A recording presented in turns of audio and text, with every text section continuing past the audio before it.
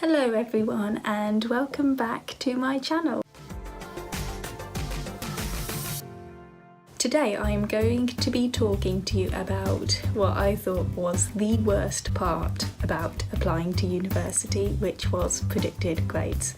Predicted grades are an extremely flawed part of the UK education system and they made my year 13 an absolute nightmare. I'm going to talk to you about predicted grades, what they are, how I got mine raised, why they changed and all of that, and just my whole story involving them basically. So last year I was in year 13, my last year of secondary school, and that's when we apply to university in England and Wales. The way the system works is that your teachers will basically predict what grades you're going to get in your end of year exams, and your whole university application experience is basically based on those.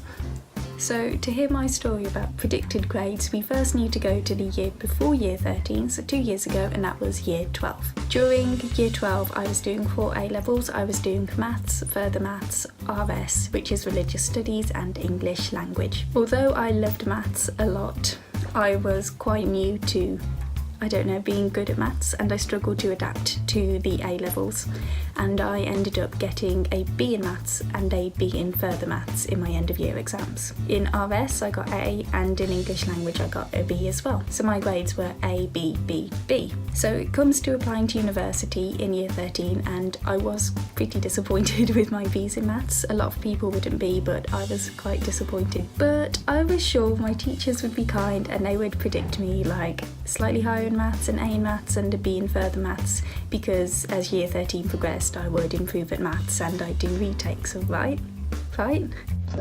It comes to the beginning of year 13 and I'm making my university application, and I kind of realised, I was like, wait a second, I don't know what they're predicting me in maths and further maths. So I go and I speak to the head of maths, who I got on quite well with, and the conversation went something like this.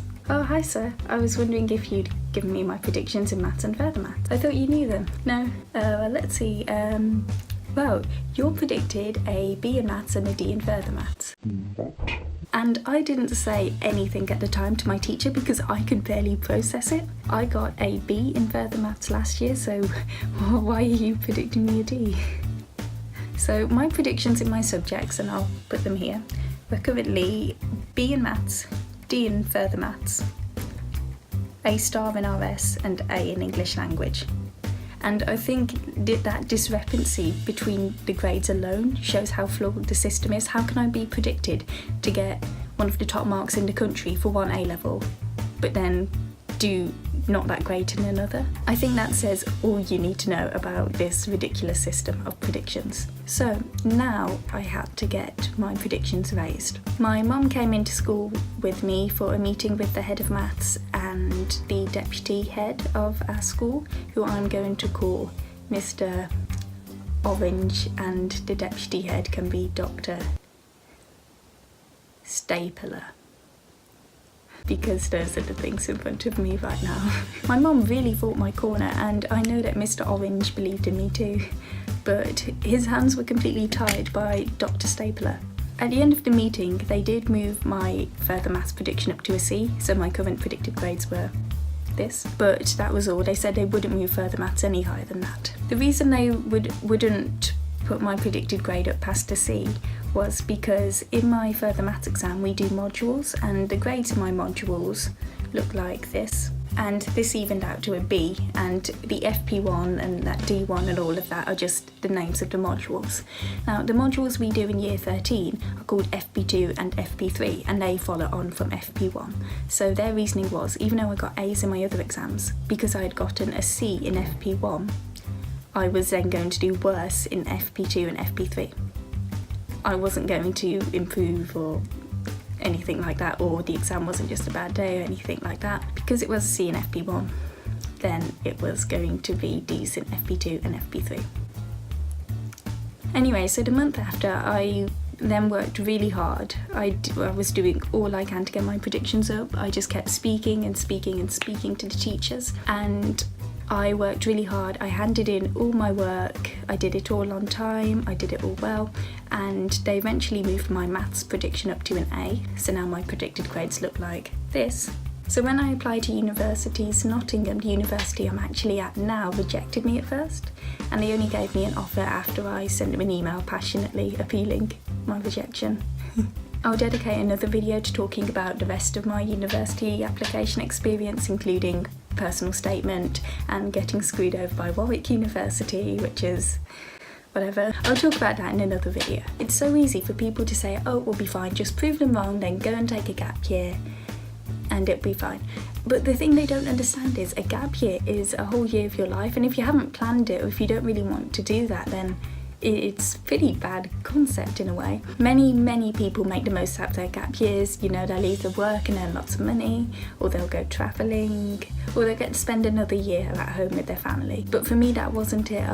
I wanted to carry on with education as soon as possible. I loved to learn. I wanted to experience a different place, experience living in a different place even. To me, I just knew I wanted to go to university as soon as I finished A-levels, really. So throughout the year, I had been working so hard, as I'd ever worked. I was really stressed out, but I was working really hard, doing my exams, making the most of my last year at school. It's so much to carry in year 13, so it's completely understandable why people get so stressed. And then results day comes around and I got A star in maths. I opened my results and I got A star in maths, B in further maths, an A in RS, and an A in my English language AS level, and it was amazing. So I hope this shows how ridiculously messed up this predicted grade system is, and if it's happening to you, then make sure you've done what I did, because that's all you can do in your position, and just do your best, try and prove them wrong, get into great university and have an amazing time. If you compare my predictions to what I actually ended up getting, every single one of them is wrong, except my English prediction of an A. And I think I heard a percentage somewhere that more predictions are wrong than they're right. The system just needs a complete overhaul. So there's a few morals to the story. Number 1, don't listen to Dr. Stapler. Believe in yourself. Number 2, listen to Keep Your Head Up by Tupac to motivate you. Number 3, your predicted grades are most likely wrong and you're not going to get what they say you're going to get, either for better or for worse. That's the reality. They don't define your intelligence or how clever you are. They don't define anything about you. It's just literally some people out there making a guess. That's it. So fight for what you believe in, fight if you think you deserve better. You most likely do, and never give up trying. Keep talking, keep asking people. It will be the most stressful year of your life, but it will be worth it. I listened to that motivational Edna Mode speech from The Incredibles, I'll link it below. You go out there, you fight, you win, and then come back to this video and comment below what happened. I'll enjoy hearing about it. So thanks for watching that, guys. I hope you enjoyed that video. I hope it was helpful. Please let me know if it was. If you need any other help with predicted grades, pop it down below as well. And I would also like to say thank you so much to all the new subscribers who joined recently. It really means a lot to me when I see your support in that way. It makes me think, oh yeah, I'm doing something right. So thank you. If you're wondering why I'm drinking out of a different mug, it was because I literally made a jug of tea and I just poured it into different mugs.